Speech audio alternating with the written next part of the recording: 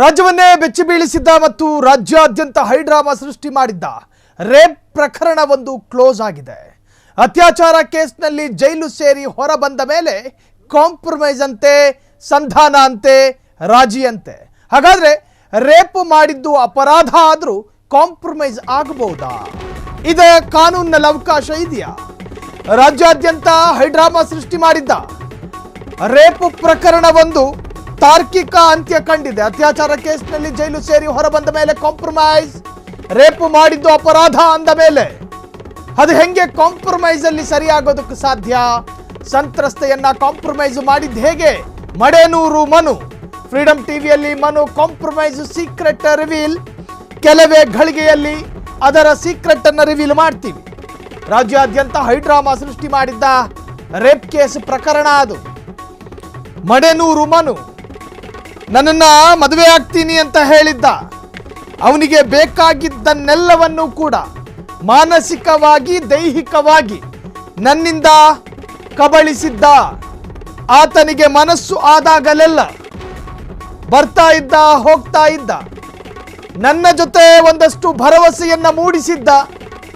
ನನ್ನ ಮನೋಮಂದಿರದಲ್ಲಿ ಸಾಮ್ರಾಟನಾಗಿದ್ದ. ಆದರೆ ಬರಬರುತ್ತಾ ಅವನಿಗೇನೋ ನನ್ನಲ್ಲಿ ಕಡಿಮೆ ಕಾಣಿಸ್ತೇನೋ ನನ್ನಿಂದ ದೂರ ಆಗ್ತಾ ಇದ್ದ. ಸರಿ, ಜೋಡಿ ಒಂದಾಗಿದೆ. ಅದರಲ್ಲಿ ನಮ್ಮ ವಿರೋಧತೆ ಏನೂ ಇಲ್ಲ, ನಮ್ಮ ಆಕ್ಷೇಪಣೆನೂ ಇಲ್ಲ. ಪಾಪ ಹೆಣ್ಣುಮಗಳು, ಬದುಕು ಬಂಗಾರ ಆಗಲಿ. ಆದರೆ ಇವನು ಮಣ್ಣು ತಿನ್ನ ಕೆಲಸ ಮಾಡ್ಕೊಂಡಿದ್ದ. ಮಣ್ಣು ತಿನ್ನುವ ಕೆಲಸ ಮಾಡಿಕೊಂಡಿದ್ದು ಈ ಪ್ರಕರಣದಲ್ಲಿ ಮಾತ್ರ ಅಲ್ಲ. ಆ ಸ್ಟೋರಿಗೆ ನಾನು ಹೋಗೋದಿಲ್ಲ. ಕೆಲ ನಟರ ಮೇಲೆಯೂ ಕೂಡ ಇಲ್ಲ ಸಲ್ಲದ ಆರೋಪವನ್ನು ಮಾಡಿದ್ದ. ಅದೇನೇ ಇರಲಿ, ಈ ಪ್ರಕರಣ ಈಗ ಹಾವು ಮುಂಗುಸಿ ಥರ ಇತ್ತು. ಈ ಜೋಡಿ ಹಾವು ಮುಂಗುಸಿ ಥರ. ಆತನೋ ಕತ್ತಿ ಮಸೀತಾ ಇದ್ದ, ಈಕೆ ಆತನ ವಿರುದ್ಧ ಸಾಕಷ್ಟು ಆರೋಪವನ್ನು ಕೂಡ ಮಾಡ್ತಾ ಇದ್ರು. ಸೊ ಈಗೇನಾಯಿತು ಅಂತ ಕೇಳಿದ್ರೆ ರಾಜಿ ಸಂಧಾನ. ಈಗ ಮುಖದ ತುದಿಲಿ ನಗು ಯಾಕೆ ಬರ್ತಾ ಇದೆ ಅಂತ ಕೇಳಿದ್ರೆ ನಾವು ಒಂದಾಗಿದ್ದೀವಿ. ಅಲ್ಲ, ರಾಜ್ಯದ ಮೂಲೆ ಮೂಲೆಯ ಕಟ್ಟೆಗಳಲ್ಲಿ ಕೂತು ಜನ ಮಾತನಾಡ್ತಾ ಇದ್ದಂತಹ ಒಂದು ಪ್ರಕರಣ ಅಲ್ವಾ? ನೀವಿಬ್ರು ಬೇರೆ ಬೇರೆ ಆಗಿದ್ರಲ್ಲ, ನೀವು ಕೂಡ ಬೇರೆ ಬೇರೆ ತರಹದ ಆರೋಪಗಳನ್ನು ಮಾಡಿದ್ರಲ್ಲ. ಅದು ಕಾನೂನಿನ ಅಥವಾ ನ್ಯಾಯಾಲಯದ ಅಂಗಳದಲ್ಲಿತ್ತಲ್ಲ. ಹೀಗೆ ಒಂದಾದ್ರಿ ಅಂತ ಕೇಳಿದ್ರೆ ಒಂದು ಕ್ಯೂರಿಯಾಸಿಟಿಯ ಸ್ಟೋರಿ ಇದೆ. ಅದೇನು ಅಂತ ಕೇಳ್ತೀರಾ? ರೇಪ್ ಮಾಡಿದ್ದು ಅಪರಾಧ ಆದರೂ ಕಾಂಪ್ರಮೈಸ್ ಆಗಬಹುದಾ?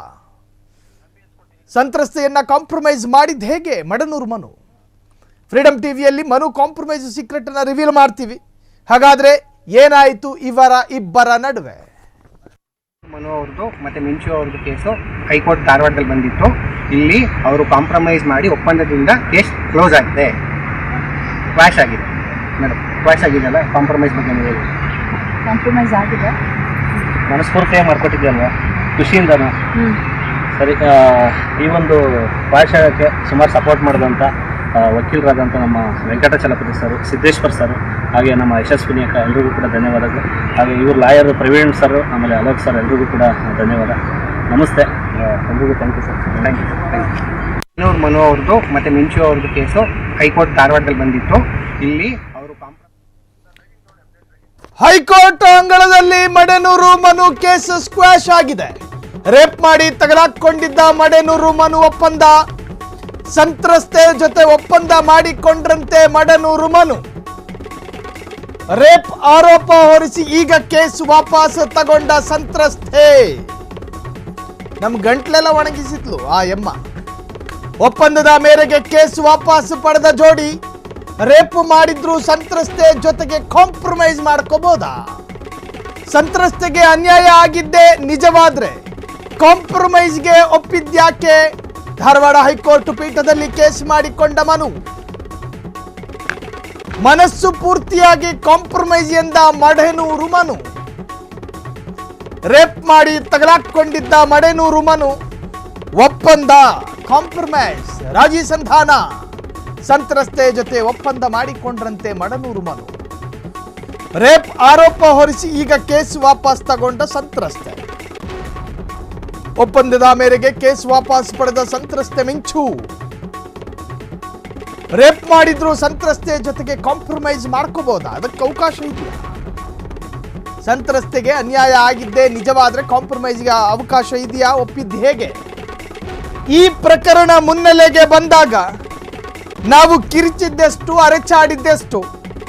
ಆಕೆಗೆ ಆತ ಅನ್ಯಾಯ ಮಾಡಿದಾನಲ್ಲ, ಆತನ ವಿರುದ್ಧ ಕ್ರಮ ಯಾವಾಗ ಅಂತೇಳಿ ಬಾಯಿ ಬಡ್ಕೊಂಡಿದ್ವಿ.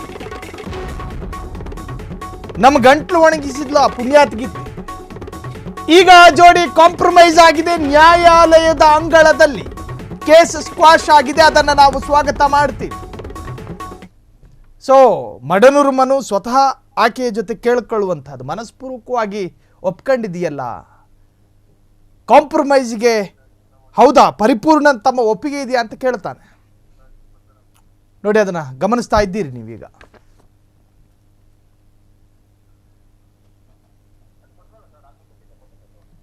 ಸೊ ಈ ಒಂದು ಪ್ರಕರಣ ಸ್ಕ್ವಾಶ್ ಆಗೋದಕ್ಕೆ ಕಾರಣಕರ್ತರಾದ ವಕೀಲರಿಗೂ ಅಭಿನಂದನೆಯನ್ನು ಸಲ್ಲಿಸಿದ್ರು ಮಡೇನೂರು ಮನು.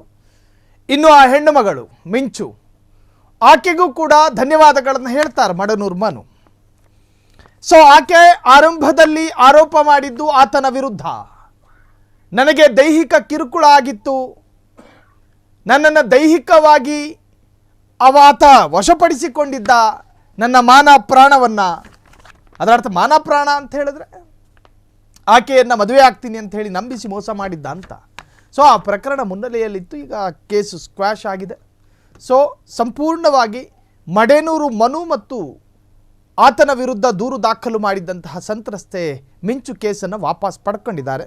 ಸೊ ಈ ಕೇಸ್ ಇಲ್ಲಿಗೆ ಫಿನಿಶ್ ಅಥವಾ ಮುಕ್ತಾಯ. ಕ್ಷಣ ಕ್ಷಣದ ಸುದ್ದಿಗಳಿಗಾಗಿ ಫ್ರೀಡಂ ಟಿವಿ ಸಬ್ಸ್ಕ್ರೈಬ್ ಮಾಡಿ, ಲೈಕ್ ಮಾಡಿ ಹಾಗೂ ಫಾಲೋ ಮಾಡಿ.